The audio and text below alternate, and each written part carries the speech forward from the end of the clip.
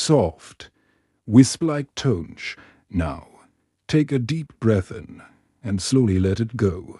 Again, breathe in deeply, hold it, and release. And there's nothing you need to do but simply be. Right here, right now. And if you listen closely, you can almost hear the leaves rustling. Like a lullaby whispered by the forest itself. Let your shoulders drop. Let your hands soften. Let your jaw unclench. You're safe here. Feel the warmth of your blanket, the softness beneath your head, the hush of night settling round you. Outside your window, a gentle breeze may be brushing through the trees. Your eyelids feel heavier now. Your breath slower, deeper, more relaxed. And as your body settles into stillness, your mind opens to the quiet pool of story. Our story tonight begins in an old land, cloaked in mist and legend, in the heart of Bohemia. Long ago, in a forgotten valley wrapped in forests and low grey hills, there stood a chapel made of pale stone. Ivy clung to its sides like sleeping fingers, and moss blanketed its roof, as if nature herself were tucking it in for eternity. This chapel was special. It was built not to honor grandeur or power, but to house a single, sacred bell. Not just any bell, a bell cast of bronze, said to contain fragments of meteoric iron, stardust, and a single pearl from a sea that had dried 1,000 years before. They called it the Silent One. Forged in fire beneath the gaze of a blood-red moon, the bell was meant to ring only once on a day foretold by monks, hidden deep in scrolls written in ink made of crow's blood and crushed lavender. But when the time came, the bell proved too heavy to hang. It rested on its side, massive and motionless, in the chapel's center for over 6 centuries. Dust settled in its hollow. Children played hide-and-seek behind it. Old men whispered to it. Lovers etched their initials near its base. But the bell never made a sound. Not a chime, but a feeling. And yet, those who sat near it swore they heard something. Not a tone, a low hum beneath the breath, like distant thunder in a dream, like memory itself signed through bronze. Imagine stepping into that chapel now. It's dusk, and a cool lavender light is pouring through stained glass windows. Dust dances in shafts of twilight. The air is heavy with the scent of stone, dried herbs, and something faintly metallic. You take quiet steps on creaking wood, your fingers brushing the curved walls, worn smooth by centuries of silence. And there it is, the bell. Majestic dot, still dot, waiting. You walk toward it slowly, reverently, your breath softening, your thoughts quieting. Each step brings you closer not only to the bell, but to the past, to forgotten stories, to echoes that never had a voice. As you reach out and touch its cold surface, something stirs, a ripple, not in the air, but in time. You are no longer in the present. You are somewhere else entirely. It's the year of the ember moon. 600 years ago, the village is alive with the ringing of hammers, the glow of molten metal, the prayers of monks weaving through incense and ash. A young bellmaker named Jacob stands near, roaring furnace. His hands are blackened, his eyes golden in the firelight, of ringing something so perfect that the stars themselves would pause to listen. And every soul has a sound. He has studied the art of sound since he was a child. He dreams not of war or wealth, but of harmony. Beside him, an old woman watches. She has no name, only titles. The one who listens, they call her. She taught Jacob that every object has a soul. The bell is born. She whispers as he pours the final bronze into the cast. Shape not the bell, but its silence. The note must already live inside it. And as the molten river cools, No one dares speak as the mold is broken. Even the wind holds its breath. What they reveal is beautiful beyond words. No carving dot, no crest. Only a smooth, sacred curve. And the strange sense that the bell is watching you, listening. But when they try to raise it, the ropes snap, the pulleys groan. The bell will not leave the earth. It is as if the ground itself has claimed it. Jacob collapses beside it, weeping not in anger, but in awe. He whispers to the bell, "Then wait. I will return when the world is ready." Back in the present, you find yourself seated beside the bell again. You feel no fear, only calm, like still water at midnight. A breeze stirs through the chapel, brushing your cheeks like the wings of moths. You close your eyes and listen, not to the bell, but to its silence. It is not empty. It is full of all the sounds that were never heard. Lullabies never sung. Prayers never spoken. Wishes never whispered. You breathe in and feel peace. Let this quiet wrap round you like a shawl. Let the weight of soft, hypnotic tone continues, and so you rest, wrapped in the hush of the chapel, bathed in silver twilight and breathless quiet. The bell remains unmoved yet not untouched. For every soul who has stepped into this space has left behind a whisper, a heartbeat, a hope. And now, yours joins them. Your breath is slower now, your limbs heavier, more at ease, like driftwood bobbing on gentle waters. Let your thoughts drift too. Let them float, like candle smoke curling in the cold air. And listen, not for sound, but for presence. Because our story continues, not with clamor or echo, but with stillness and the life that grows. Quietly within it, the chapel didn't always stand alone. Once, the village of Lilno lay nestled round its small homes with thatched roofs, fields of barley swaying like golden tides, and pots lit by lanterns with blue glass. Generations were born and passed on beneath the shadow of the silent bell. Many forgot its purpose. Some feared it. A few worshipped it. But one girl, only one, heard it. Her name was Aliska. She was the blacksmith's daughter. Dark hair like storm clouds, eyes the color of frost on stone. She would visit the chapel alone, with a book tucked under her arm and a violet ribbon in her braid.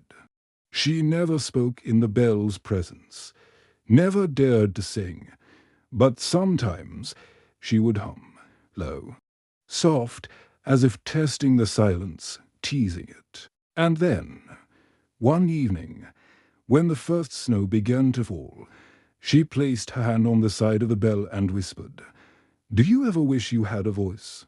She waited. No sound answered her, but inside her chest her heart skipped. Not in fear, but in recognition, as if something vast and ancient had turned toward her, gently, quietly, in greeting. That night, Aliska dreamed of sound. Not noise, not music, but pure tone. It passed through stone, through bone, through memory. It echoed through a sky lit by auroras. It moved through forests where every leaf glowed with its own hum. She woke with tears on her cheeks, not knowing why. And every night after, she returned to the bell. Each time, she left behind something small. A pressed flower, a single copper coin, a scrap of a poem, a strand of a ribbon. And in return, the bell gave her dreams. Dreams that were soft and old and laced with the scent of candle wax and snowfall. Dreams of people she'd never met, places she'd never seen, feelings she'd never named. She told no one, because she knew the bell was speaking. just not in ways the waking world could understand. Centuries passed, and the world changed. The village dissolved.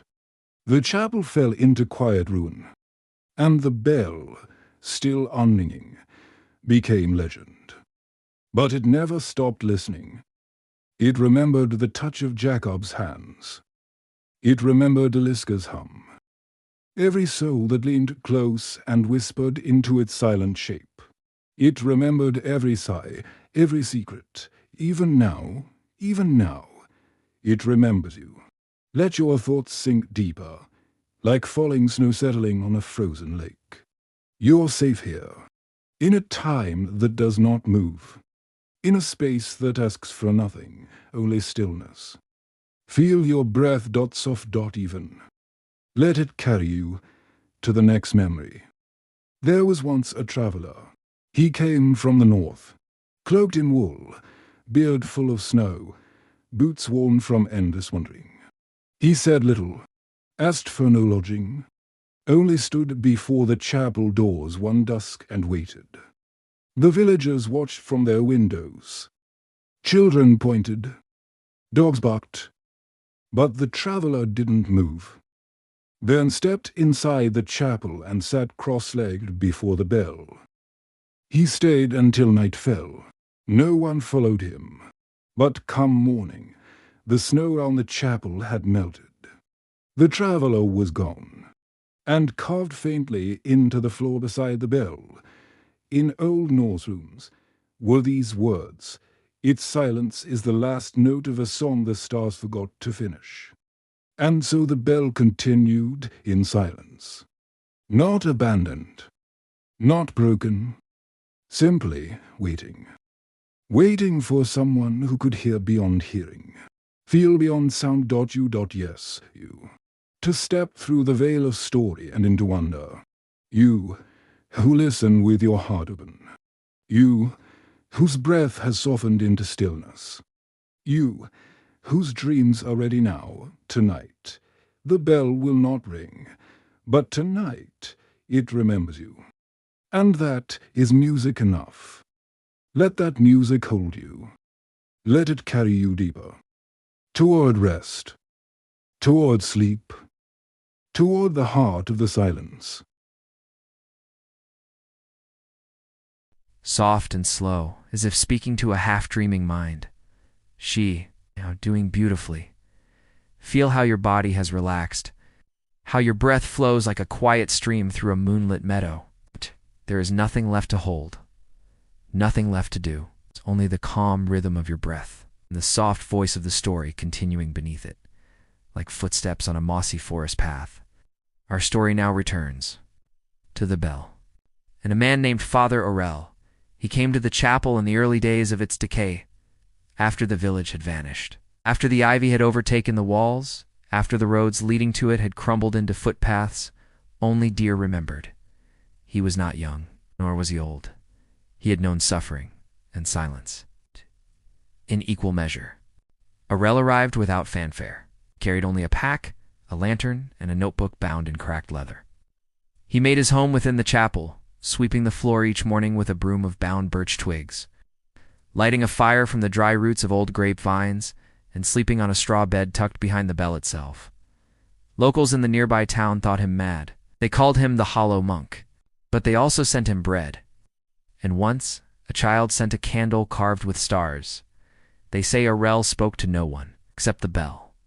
Each night, by the flickering light of his lantern, he would sit cross-legged in front of the bell and write in his notebook. He never read the entries aloud, but those who found the notebook after his passing said that his words were not sermons or prayers or memories. They were transcriptions. He believed the bell spoke to him not in speech, but in feeling, not in volume, but in weight.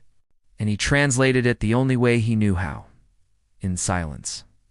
With ink and candlelight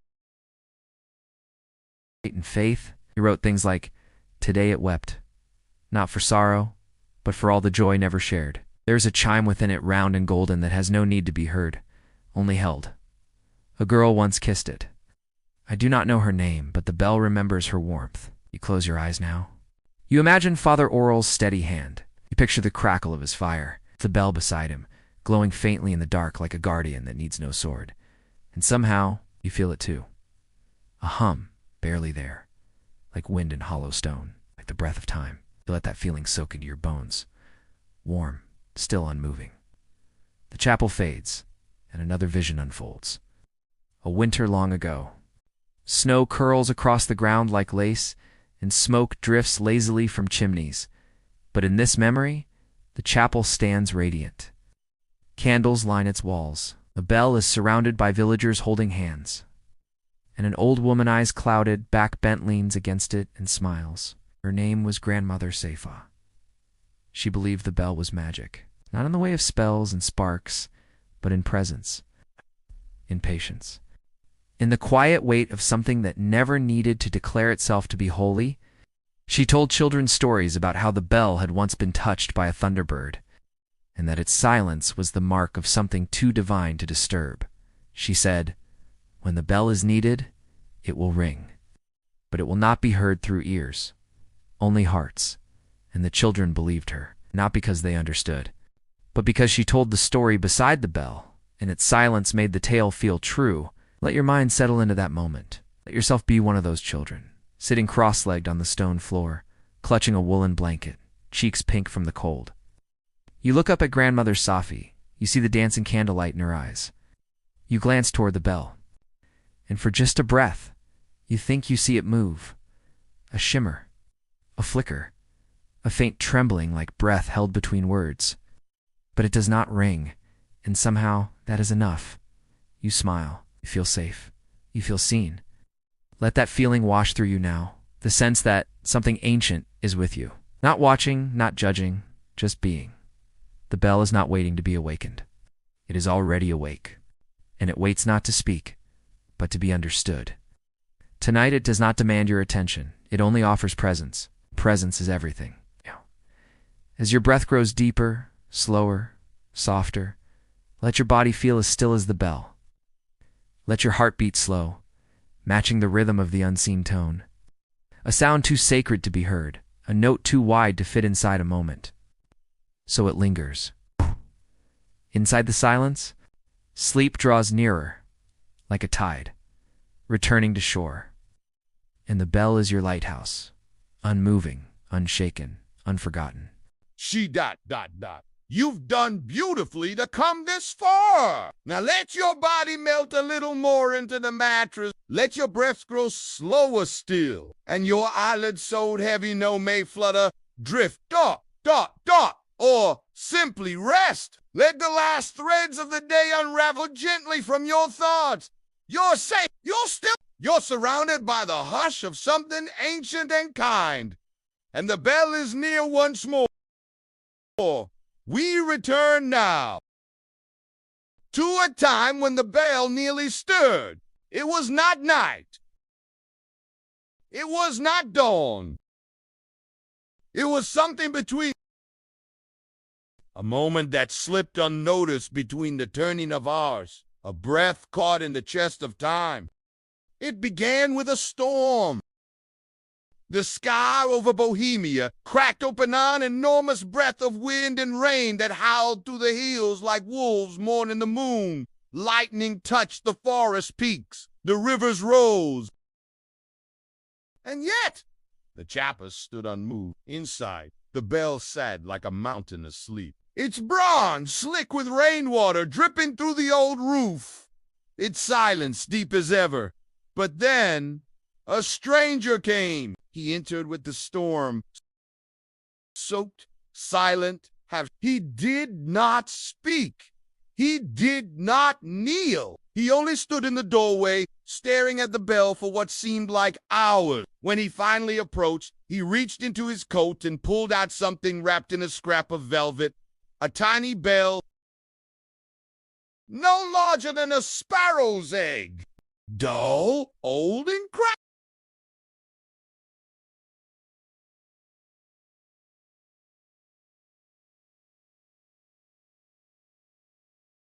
But inside, a hush, and then a sound. Not from the large bell, but from the small one, a soft, broken chime, barely a whisper, like a lullaby sung from memory through tears. And in that instant, the great bell shifted. Only a breath, a heartbeat, a movement. But those who speak of it say the ground beneath the chapel warmed, the rain poured, and the lightning bent away from the roof. The stranger left without a word, turned to dust. And the small bell. There have been moments like that throughout history. Moments when something unseen gathers, swear they hear the air tremble. Moments when the silence stretches. Moments when those who listen closely, and always, the bell remains unmoved, but somehow changed, as if every quiet visitor leaves behind a note in an invisible song, a harmony not meant for ears, but for time itself. And what of time? The bell has known time longer than any clock. It remembers when snow fell softer, when the stars burned brighter, when names were carved into stone and then worn away. Still, it waits, but never impatiently. The bell is not longing, it is becoming. Each moment of stillness deepens its song. Each breath you take in its presence becomes part of its depth. Each night someone sleeps near its memory, it gains a new note in its silent hymn. And tonight, your note has joined the chorus. Let that settle gently into your mind. You are not alone here. All those who ever sat near the bell, who dreamed beside it, who whispered into its bronze, they are with you now. Not in voice, not in shadow, but in stillness. You share a space beyond words. A sanctuary where time dissolves and peace gathers like dew on old glass. Feel that peace now. Feel how it moves like fog across a meadow. How it touches your hands, your neck, your cheeks. How it wraps around your thoughts like a woolen shawl. You are safe in the silence, held by it, part of it. They say some bells are forged for kings, some for towers, some for war, some for joy. But this bell was forged for quiet, for the moments between heartbeats, for the depth of dreams, for those who walk gently in the world and leave only kindness behind. And tonight, dear listener, the bell knows you are here. And though it makes no sound, it rings in welcome, in stillness, but with ease, deeper, further, gently. In silence, in the hush between thoughts, so let your own thoughts fade. Let your breath match the rhythm of the hush. Let sleep arrive not with weight, and let the bell carry you into the night. Voice warm, soft, slow, like a blanket of twilight wrapping around the listener. And now, let your breath flow. It's like mist between trees. There's nothing left for you to carry. No burdens. It's just the soft hush of now. The story glowing gently like a candle in the dark. Let it guide you deeper, back, to the chapel, to the bell, and to what it means to wait without needing, to hold without grasping, to be without being heard. Some say the bell was forged not to ring, but to remember. It was shaped as a vessel not of sound, but of stillness. And in that stillness, it gathered stories. Like fallen leaves on an old forest floor, soft, overlapping, hidden in gold and brown. Some were joyful, some unspeakably sad. But all were held without judgment. That is the bell's gift. It keeps what others forget. There was once a man named Thomas who traveled to the chapel every year on the same day without fail. He would arrive just after sunset, carrying a single red rose and a letter folded into a small square. He would stand before the bell in silence for a few minutes, place the rose gently at its base, and press the letter against the cool bronze. Then he'd bow once, touch the rim, and leave without a word. No one knew why.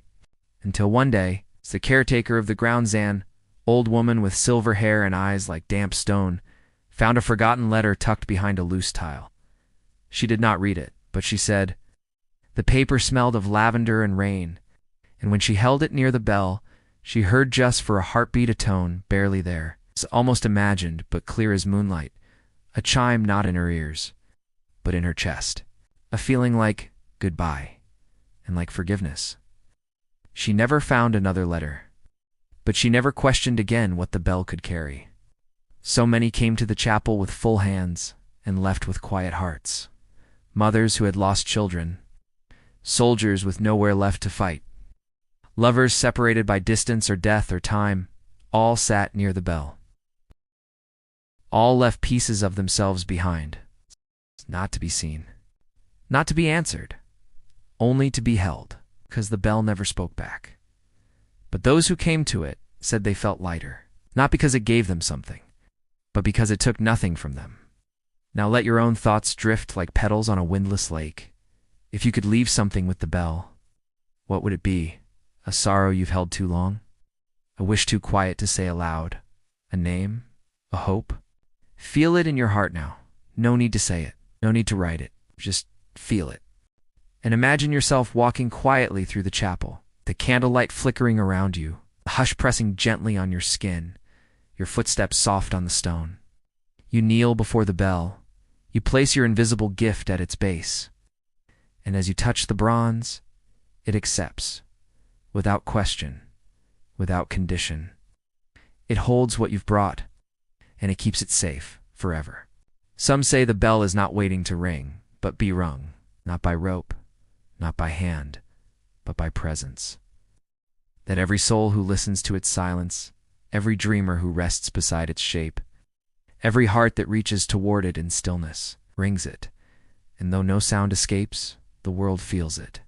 A little more peace, little less weight, a little more room for rest. Perhaps, even now, you are ringing it. With your stillness, with your listening, with your breath. You're a part of its silence now, and it is part of you. Let that settle. The feeling of being part of something vast, something ancient, something holy in its patience. And as you drift towards sleep, know this: you don't need to hear the bell. You are the echo. You are the stillness after the chime. You are the memory it holds. And the dream it shares, the bell will never ring. But tonight, it has already sung.